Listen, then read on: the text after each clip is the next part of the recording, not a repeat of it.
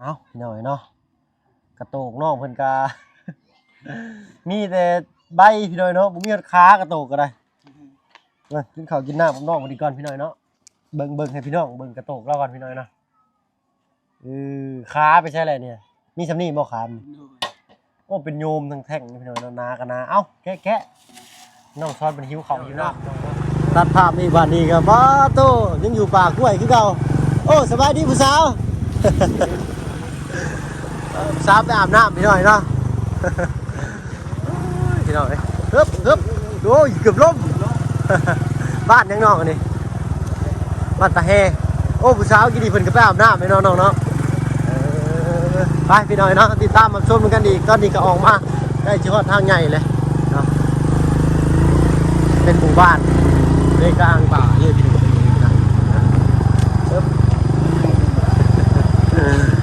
โ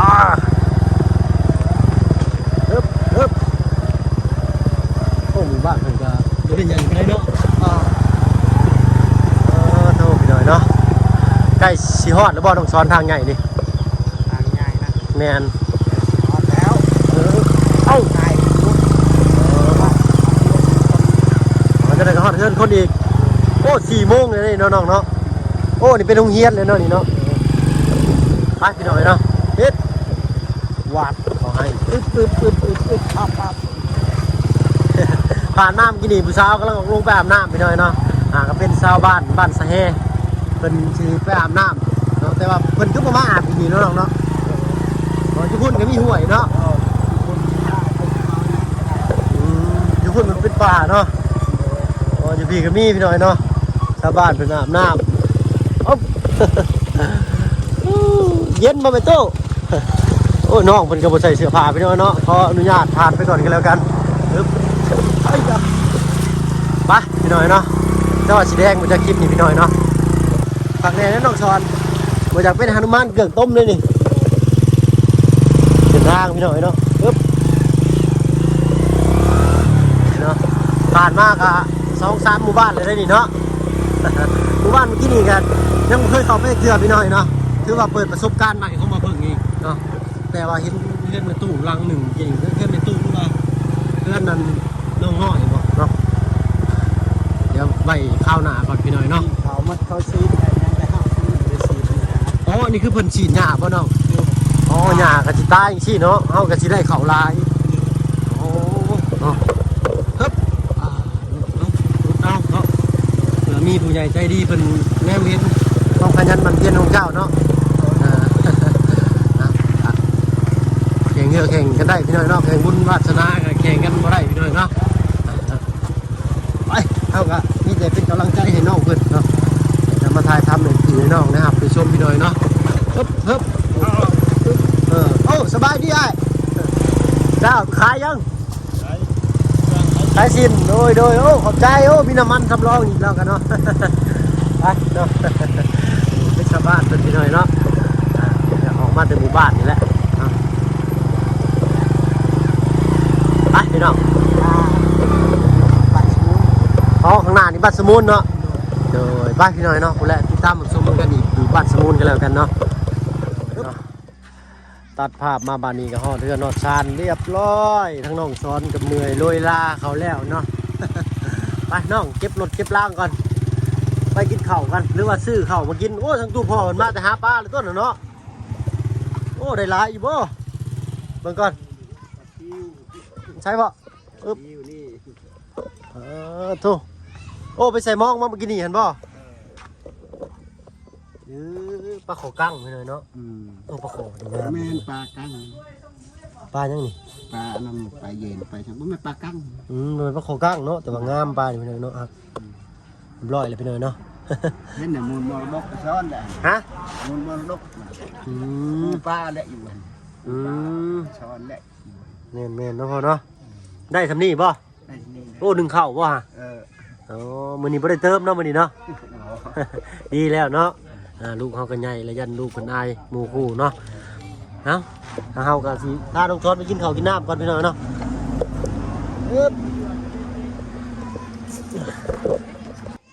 เนาะพี่น้องเอากล้วยลงก่อนเดี๋ยวจะสิพาน้องเพิ่นไปกินข้าวกินน้ำก่อนเนาะ น้องเพิ่นกินมาม่าเลยก็ไปเลยเราก็ได้ ถ้ามาเพิ่งกินข้าวเปียกตัวเดียวก็ไปเลยเจ๊สุดเข้าไปเลยเนาะ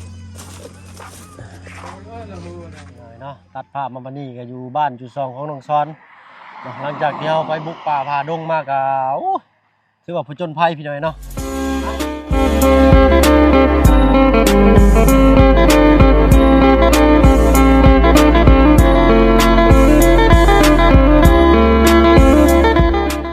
กับทักทายสบายดีพ่อแม่พี่น้องหมู่เพื่อนกันเบิดสุผู้สุคนเนาะบ่ว่าไทยอะไรก็ต่างประเทศก็ยินดีต้อนรับเข้าสู่ช่องบ่เพิ่งเคยหลายอีกคือเก่าพี่น้อยเนาะมื้อนี้ก็ยังอยู่ทางบ้านน้องซ้อนเพิ่นพี่น้อยเนาะมื้ออื่นก็ว่าสิพากันเดินทางกลับเนาะหรือจังไดก็รอฟังมึงอีกก่อนว่าเวียกงานเฮาเดินเรื่องไปฮอดไสแล้วพี่น้อยเนาะฮ้อนขนาดพี่น้อยเนาะเนาะให้ทางน้องซ้อนเพิ่นเก็บกล้วยเก็บหยังแล้วก็สิพาน้องเพิ่นไปกินข้าวกินน้ำพี่น้อยเนาะบัดนี้เนาะโต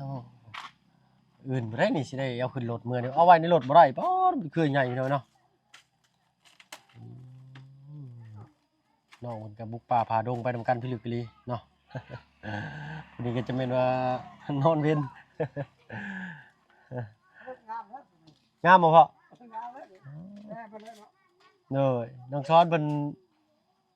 น่ะพิลึกลียังว่าอยู่กล้วยน้องซ้อนนี่งามลีขนาดประตูข้างบ้านเพิ่นยังว่างามพี่น้อยเนาะ สุดยอดเลยดูแลดีบ่กล้วยจังว่างาม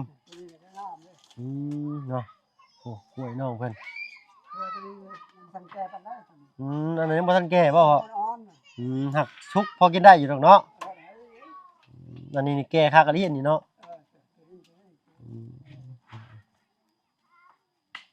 แต่มันอิงมาได้โดยเส้นทางไปก็ถือว่าโอ้สุดยอดเลยพี่น้อยเนาะเส้นทางไปให้ไปสวนก็จักสิให้ดีสำไรเนาะพี่น้อง ขึ้นภูขึ้นเขาแน่เนาะจังซี่แหละเวลาน้องเพิ่นไปเอากล้วยมาขายก็ได้เนาะแต่เก่าต้องไปเอามานี่จักเครือเนาะบ่ได้บ้านได้อ๋อเนาะสบายดีทั้งน้องซอน เป็น EP ที่3อีกแล้วพี่น้อยเนาะที่3บ่คือที่4ทั้งบ่เพิ่งกันจำบ่ได้พี่น้อยเนาะแต่เก่าจะเอามาหลายกว่านี้บ่น้องประมาณจักเครือจะเอามาแต่ละเทื่อมันก่อน2คือเครือเดียวบ่ดูอ๋อ2คือก็แห้งนะกู12เครือพี่น้อยเนาะน้องซ้อนใส่รถจักรมาสุดยอดอีหลีเนี่ยรถคันนี้ก็โอ้โตไปหากินข้าวน้องเนาะญาติว่าน้องเพิ่นหิวนะพี่น้อยเนาะปึ๊บพาน้องเพิ่นไปกินข้าวก่อนพี่น้อยเนาะกินอยู่ห้านใดอะไรก็ได้กินอาหารตามสั่งบ่หรือว่ากินข้าวเหนียวอ๋อน้องเลือกข้าวเหนียวไปกินห้านเจลมดีเพิ่นพี่น้อยเนาะ ไปเลยเนาะติดตามชมภาพบรรยากาศนำกันอีกกับพุ่นแหละห้านเจลมดีเนาะกินข้าวกินน้ำทั้งตู้พ่อเพิ่นก็ไปหาปลามาหรือว่าซื้อมาสู่ตู้พ่อกินน้ำเนาะเนาะซื้อมาสู่ตู้พ่อเพิ่นกินน้ำดีกว่าเนาะที่เลยมันบ่เจ็บก้นบ่ไปพี่น้อยเนาะปึ๊บแป๊บนึงเด้อโอ้โหสบายก้นบัดพี่น้อยเนาะไปสั่งเอาในห้านเจลมดีมาโอ้ยเจ็บคือเก่าพี่น้อยเนาะต้นสูงไปสั่งเงินกับข้าวห้านเจลมดีมาสู่ตู้พ่อกินเลยก็ได้เนาะไปหน่อยเนาะปึ๊บไปพี่น้อยเนาะติดตามรับชมกันอีกครับได้กับข้าวกับน้ำมาสู่น้องซ้อนเพิ่นกินแล้วเนาะไปซื้อมากินนี่ มาน้องซ้อนเตรียมมาเนาะทำมือแรงนี่ชาวบ้านมันก็แซวอยู่พี่น้อยเนาะไประหว่างการรอคอยก็เขา20,000โอ้เอา30ก็ดีเนาะพี่น้อยเนาะ ได้3อย่างเนาะมีอันซอยจ้ำแล้วก็ลาบซีนซุกแล้วก็มีต้มเนาะทางบ่เพิ่งกินข้าวเทื่อเดียวพี่น้อยเนาะก็สิกินพร้อมกับทั้งน้องซ้อนเพิ่นเลยกันแล้วกันพี่น้อยเนาะไปรอท่าน้องเพิ่นจักแป๊บนึงพี่น้อยเนาะพี่น้อยเนาะรอท่าทางน้องเพิ่นจักหน่อยพี่น้อยเนาะกินข้าวกินน้ำแล้วก็สิลาพี่ลาน้องไปหาบ่อนพักบ่อนเซาพี่น้อยเนาะมื้อนี้ก็เมื่อยเพลียแฮง นี่ก็เป็นเวลา6 โมงแล้วก็หน่อยทางทีมงานเราก็ออกมาจากบ้านประตู7 ปีหรือว่าบ้านน้องน้อยช่องไอ้น้องที่คล้ายหน่อไม้ลุงจันนั้นพี่น้อยเนาะทางผู้ใหญ่ใจดีเพิ่นก็มองเห็นก็ได้สวยๆน้องเพิ่นพี่น้อยเนาะแต่มื้อนี้บ่าวเพิ่นก็บ่ได้ขอบถ่ายทำน้องเพิ่นทางบ่าวเพิ่นพาทางบ่าวซ้อนเนาะพาบ่าวเพิ่นเข้าไปป่ากล้วยพี่น้อยเนาะมาถาจักนะพี่น้อยเนาะกระโตกน้องเพิ่นก็ มีแต่ใบพี่น้อยเนาะบ่มีขากระโตกก็ได้มากินข้าวกินน้ำกับน้องพอดีก่อนพี่น้อยเนาะเบิ่งให้พี่น้องเบิ่งกระโตกเราก่อนพี่น้อยเนาะขาไปใช่อะไรเนี่ยมีสำนีบ่ขาโอ้เป็นโยมทั้งแท่งพี่น้อยเนาะนากันนาเอ้าแกะน้องซ้อนเป็นหิวข้าวหิวน้ำพี่น้อยเนาะติดมาระเบิดในน้องเพิ่นก่อนฟังเสียงจากประสบการณ์ไปประจนภัยมาเมื่อกี้นี่เป็นอะไรนั่งพี่ก็ได้พี่เมื่อยละเมื่อยโดยเพิ่มพลังก่อนเนาะโดยให้น้องไปกินข้าวกินน้ำก่อนพี่น้อยเนาะมื้อนี้ก็เมื่อยคือกันได้บ่หึงก็ได้มื้อนี้เพิ่นเอาเกี่ยวเมื่อยแล้วออกไปไกลบ่ไกลได้มื้อนี้เนาะเอาไปเนาะจักกิโลไป10ไปกลับก็20ปลายพุ่นเด้อพี่น้อยเนาะโดย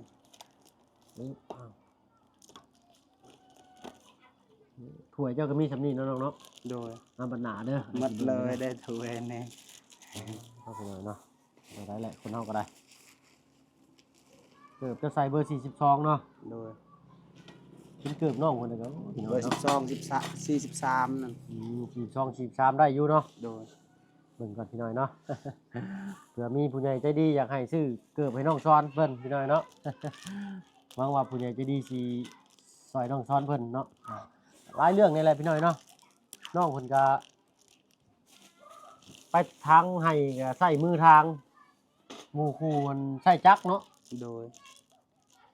ทางสวนหญ้าเราขึ้นลายเลยพี่น้อยเนาะโดยเอาครับมาพี่ก็จะ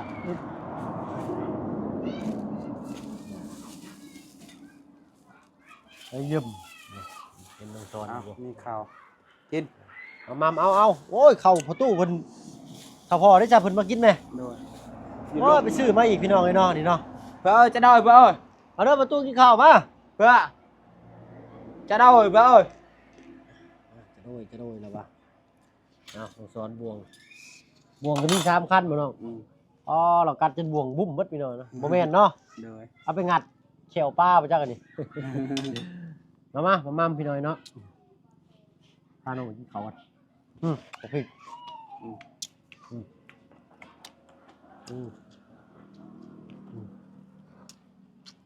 ตามติดชีวิตน้องสอนเบิดมือพี่น้องมื้อ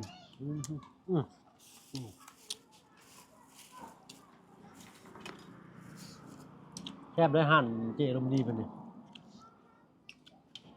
แซ่บอยู่บ่น้องแซ่บ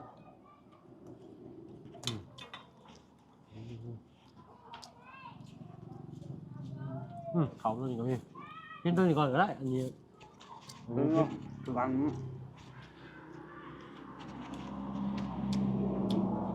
เขาบางทีชี้เขากระสอบนี่บ่น้องเห็นบ่กระสอบซื้อนี่เขาซื้อโอ้ยลืมซื้อปิ้งกันไข่ห้ำปิ้งแหนมข้าวพี่น้อยหิวข้าวครับจุ๊บ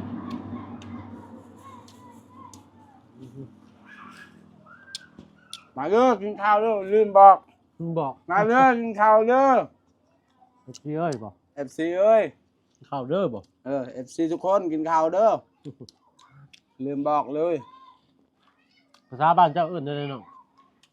ยังกินข้าวอร่อยเพิ่นจะกินข้าวแบบภาษาบ้านเจ้าด้วยอร่อยเยอะเนี่ยนะเอ้ยโดยเด้อเนี่ยนะเอ้ยเดี๋ยวเนาะกระโดยแง่ๆคือยังเนาะกระโดยแง่ๆนะแม่แง่ๆนี่คือแปลว่ายังแง่ๆนี่แปลว่าไงชาเจ้าบอกกินข้าวเด้อนี่คือแง่ๆบ่เด้อนี่ กินข้าวเด้อ จะด้วยแย่ อืม ๆจะด้วยเยี่ยมๆโมเมนต์เนาะ อืม ผมพากันเบ้ามั่วไอ้ตัวที่พี่น้อยเนาะขึ้นงานสักอะไร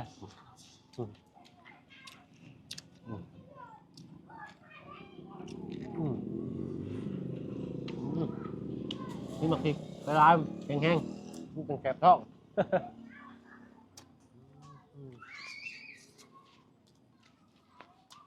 มีลาบชิ้นเลยเนาะลาบชิ้นชุกเลยกะซอยจ้ำต้มแซ่บหั่นนี่หั่นเจลมดีเพิ่น แซ่บแห้งเนาะ แมนกับบางฮิวเนี่ยนี่แหละคือยากกินข้าวแซ่บคือลุงจันวาแหละหิวข้าวกินตอนหิว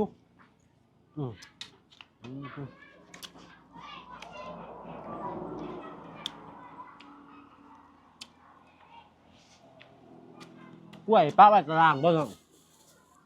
มันเพื่อนเนี่ย พักโอ้ยลืมเก็บพักที่น้องกินอยู่ในป่ามากินกับลาบเนาะนี่พี่น้องลืมคิดบอกตอนแรกว่าจะกินข้าวเปียกแต่อยู่บ้านสมุนวุ่นเนาะหิวข้าวต้องซ้อนว่าจะข้าวเหนียวก็เลยมาใส่ลาบใช่เนาะ พ่อก็ห้าแล้วมือนี่เขา เริ่มตัวพอมากินข้าวแล้วแม่ เนาะ ไว้ชื่อมาสู่ไปกินอยู่เพื่อนพี่เลยเนาะ มือนี่ก็บอกแล้วกินหอมเรายากินแล้วกินปลาแล้ว กันที่มาสู่กินเพราะว่าผมมากินน้ำซ้ำนี่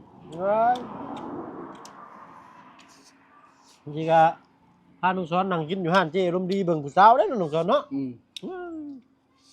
นุซ้อนเราก็มักผู้สาวได้พี่น้อยเนาะแต่ว่าเพิ่นอาย เขาไม่ยัง อายครับผมมียังเพิ่นก็เลยอาย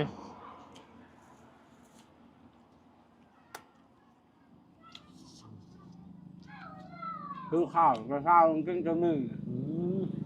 ข้าวเช้าจะบ่มีอยู่หั่นน่ะ ดู โอ้ขอก็เดียวจะกินข้าวไง บอกเดี๋ยวกินจะมือ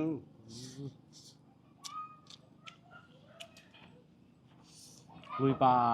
กล้วยมื้อนี้ซื้อว่าสุดยอด บอลเป็นตะย่านแน่นี่มีบอลไหนเนี่ยเนาะก็ปลาลุงฟังมึงด้วย มันก็บอลเขาลงครับ ในป่าเขาจอดผมดอก บางนั้น ตอนขาไปหันเนาะเจ้าที่เจ้าทานเป็นอยู่หันเนาะ บอลกกนั่นเขาทายเลยต้องกกตะกาย ตรงต้นไม้ที่บ่าวเพิ่งถามว่าคือต้นยังอะไรพี่น้อยเนาะเจ้าที่เจ้าทานเพิ่นเจ้าที่เจ้าทางเนาะเรื่องแบบว่าบ่เป็นตัวเสือนี่ครับตัวเสือได้พี่น้อยเนาะทางบ้านเพิ่นนี่ก็ได้ถ้าเกิดว่าเพิ่นจะเฮ็ดใส่นี่เพิ่นสิเฮ็ดจังได๋เนาะถ้าว่าเพิ่นสิเฮ็ดใส่นี่เพิ่นสิเฮ็ดจังได๋ ออกเสือออกยางออกลอยมันซื้อ ออกเป็นเสือเป็นยังมาโลด ออกลอยมันซื้อเป็นเงินตกของมันออกลอย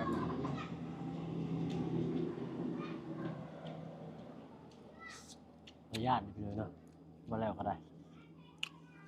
แต่ทางมานี่บ่ปานใดเนาะ โดย ทางไปหาญาติญาติบอลเดียวน้องสาวญาติบอลที่เขาจอดรถแล้วก็เห็นต้นไม้ท้องต้นอะไรเนาะบอลที่เขาว่ามันเย็นๆนะ เย็นมากเลยบนนั้นนะ รู้สึกว่าเสียสลังคือกันบ่เพิ่งเลยเนาะแต่บ่กล้าเว้า บุกล้าว่าให้หน่อยว่าอย่าเอาเลยตัวยานเลย เฮาบ่ลบหลู่เพิ่นเนาะ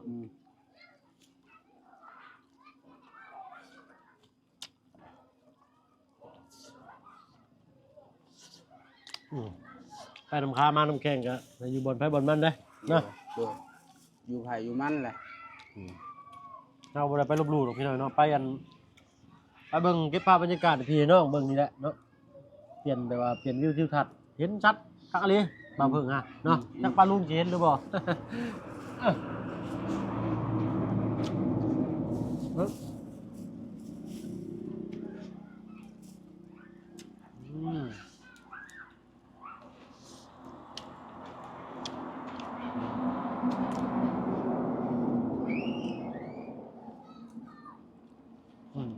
คักๆพี่น้องเอ้ย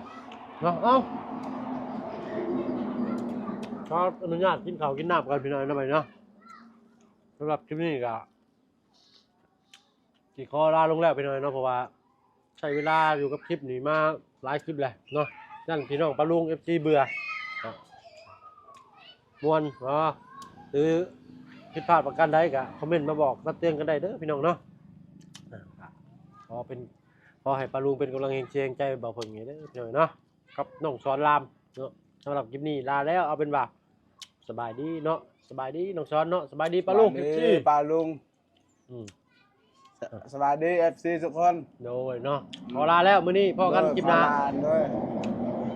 ขออยู่ดีมีแรงเด้อ FC ทุกคนแต่ปลาลุง โดย ขอให้สิ่งศักดิ์สิทธิ์คุ้มครองเด้อ โดยเนาะ ขอให้มี ขอให้เทวดาเบิ่งแยง โดยเนาะเอ้า ความเจ็บอย่าคายความอายอย่ามี โดย ขอบคุณหลายๆเด้อ โดยเนาะสาธุพี่น้อยเนาะเอ้าเอามาเพิ่งกันสิขอตัวล่ำลาก่อนพี่น้อยเนาะพบพรคลิปหน้าสำหรับคลิปนี้ลาแล้วเอาเป็นว่าสบายดีพี่น้องเนาะ